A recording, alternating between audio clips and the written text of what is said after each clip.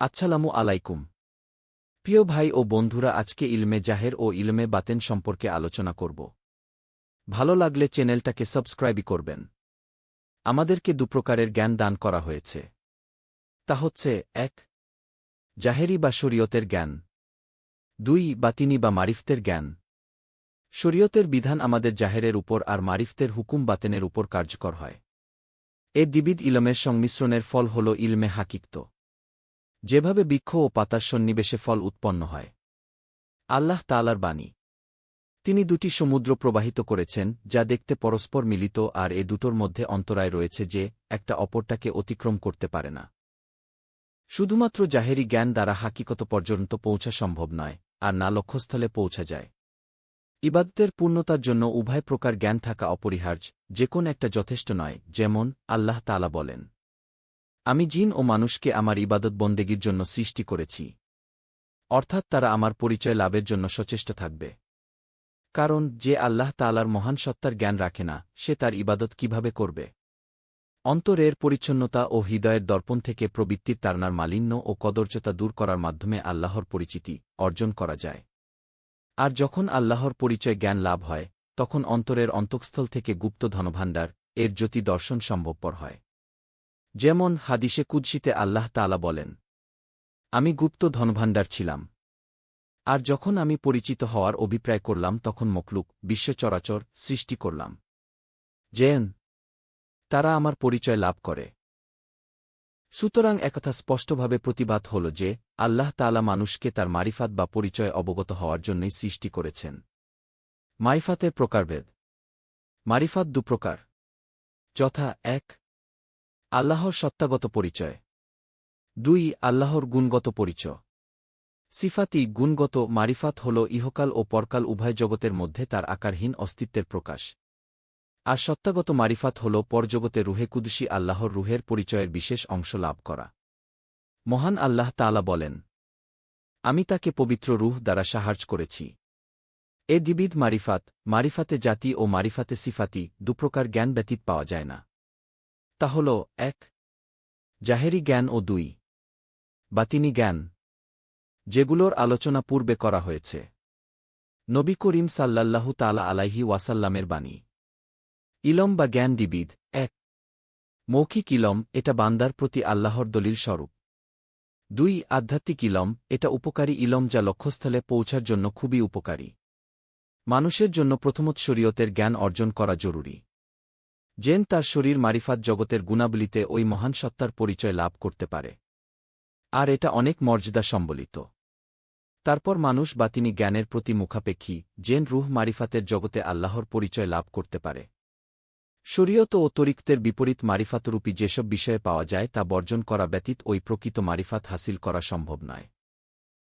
সেটা অর্জনের জন্য এমন দৈহিক ও আত্মিক পরিশ্রম ও সাধনার প্রয়োজন যা নিরেট আল্লাহর সন্তুষ্টি লাভের উদ্দেশ্যেই হবে, কাউকে শুনানো কিংবা দেখানোর জন্য হবে না। মহান রব এরশাদ করেন, অতএব যে ব্যক্তি আপন রবের সাথে সাক্ষাতের আশা রাখে তার উচিত সৎকর্ম করা ও স্বীয় রবের ইবাদতে কাউকে অংশীদার না করা। মারিফাতের জগত। আলমেলাহুত, যা মূল ঠিকানা, যেটার আলোচনা পূর্বে করা হয়েছে, যেখানে আল্লাহ তাআলা রুহে কুদসিকে অত্যন্ত সুন্দররূপে সৃষ্টি করেছেন। এখানে রুহে কুদসি মানে প্রকৃত মানুষ, যা অন্তরের অন্তঃস্থলে সংরক্ষিত আছে, যার অস্তিত্বের প্রকাশ তাওবা, তালকিন, দীক্ষা ও কালেমায়ে তাওহিদ প্রথমত মুখে সর্বদা জিক্র করার মাধ্যমে হয়ে থাকে। এভাবে অন্তরের সজীবতা লাভের পর কালেমায়ে তাওহিদের জিকর নিষ্ঠাপূর্ণ অন্তরে করা হবে। এ মুহূর্তটিকে সম্মানিত সুফিগণ তাদের পরিভাষায় তিফলুল মানি, খোদা তত্ত্বজ্ঞানের নবজাতক নামে নামকরণ করেন। কারণ তখন রহস্যাবৃত বিষয়াদি ও গুণাবলীর প্রকাশ ঘটে। আর তিফলুল মানি নামে এটার নামকরণের বিভিন্ন কারণ রয়েছে। যেমন ১ এটা অন্তরে হয়ে থাকে, অর্থাৎ এ জিকর অন্তর দ্বারা করা হয়। যেমন শিশু মায়ের উদর হতে জন্মলাভ করে, কিন্তু পিতা তাকে প্রতিপালন করেন, অতঃপর ক্রমান্বয়ে বড় হয়ে থাকে। ২ সাধারণত শিশুকে জাহেরি শিক্ষা দেয়া হয়, তদ্রূপ এ শিশুকেও মারিফাত শিক্ষা দেয়া হয়। ৩ যেভাবে কায়িক ও দুনিয়াবী শিশুকে প্রকাশ্য পাপের মলিনতা ও কদর্যতা থেকে পবিত্র রাখা হয়, তেমনি ওই রুহানি শিশুকেও শিরক, বিদাত, উদাসীনতা ও আলসের কুলুষতা থেকে পবিত্র রাখা হয়। 4 এই শিশু পবিত্র ও পরিষ্কার পরিচ্ছন্নভাবে বেড়ে ওঠে এবং এক পর্যায়ে এই শিশু স্বপ্নে অভীষ্ট লক্ষ্য ও উদ্দেশ্যের আকৃতিতে ফেরেশতাদের মতো নিষ্পাপ দৃষ্ট হয়। 5 আল্লাহ তাআলা জান্নাতের পুরস্কারকে শৈশবাবস্থার সাথে বর্ণনা করেছেন। এরশাদ করেছেন, বেহেশতবাসীর সেবার জন্য চির কিশোররা তাদের চতুপার্শ্বে ঘুরতে থাকবে। অন্যত্র এরশাদ করেন, এবং তাদের সেবক বালকগণ তাদের চতুর্দিকে ঘুরবে, আর তারা জেন সুরক্ষিত মণিমুক্তা। 6 এ নাম তার পবিত্রতা, পরিচ্ছন্নতা ও কোমলতার দৃষ্টিকোণে রাখা হয়েছে। 7 কায়িক সম্বন্ধ ও মানবীয় আকৃতির দৃষ্টিকোণে ওই নামের সাথে তিফলুন শব্দের প্রয়োগ রূপক হিসেবে এবং এ প্রয়োগ তার লাবণ্য, সৌন্দর্য ও গ্রহণযোগ্যতার ভিত্তিতে করা হয়। রিক্ততা, ফানা ও আত্মার পবিত্রতার ভিত্তিতে নয়। আর এটার প্রাথমিক অবস্থার প্রতি দৃষ্টিপাত করলে স্পষ্ট হয় যে সেই প্রকৃত মানুষ। কেননা সেটার সাথে আল্লাহ তাআলার সত্তার এমন সম্বন্ধ রয়েছে যে তা শরীর ও কায়িক উপকরণ সম্পর্কে অজ্ঞাত। যেমন হুজুর নবী আকরাম সাল্লাল্লাহু তাআলা আলাইহি ওয়াসাল্লাম এরশাদ করেন, আমার জন্য আল্লাহ তাআলার সংস্রবের এমন একটি মুহূর্ত রয়েছে যাতে না কোনো নৈকট্যধন্য ফেরেশতা এবং না কোনো রিসালতপ্রাপ্ত নবীর অবস্থানের অবকাশ থাকে। এটা নবী করিম সাল্লাল্লাহু তাআলা আলাইহি ওয়াসাল্লাম মানবীয় পোশাকধারী হওয়ার ভাষ্য।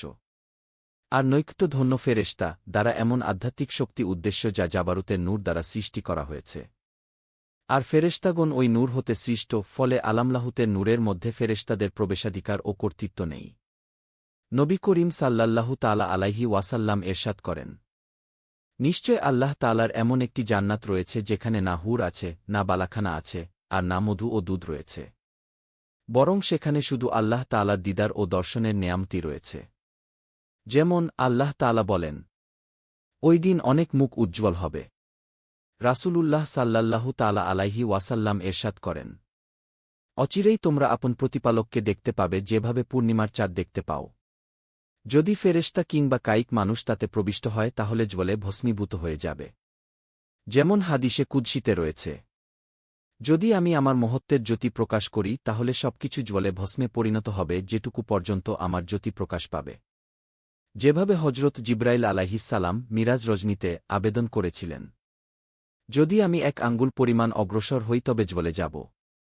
বন্ধুরা, এই সুন্দর সুন্দর কথাগুলো শোনার জন্য চ্যানেলটাকে সাবস্ক্রাইব করুন।